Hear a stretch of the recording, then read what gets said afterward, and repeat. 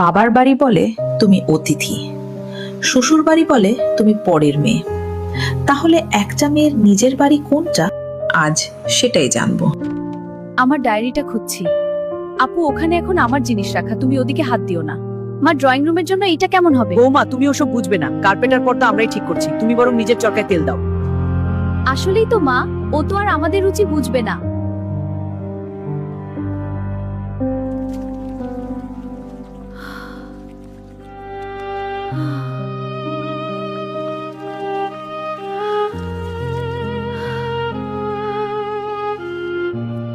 উফ, রাত বিরাতে এসব ড্রামা শুরু করো না তো।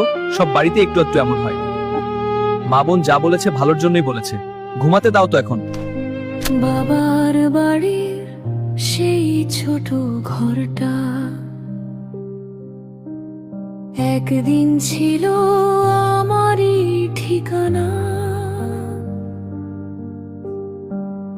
আজ সেখানে আমি অতিথি শুধু, স্মৃতিরা ডাকে পুরনো গানা। শ্বশুর বাড়ির এই চার দেয়ালে আমি যেন চেনা কেউ, দুইটা ঘর দুইটা ঠিকানা।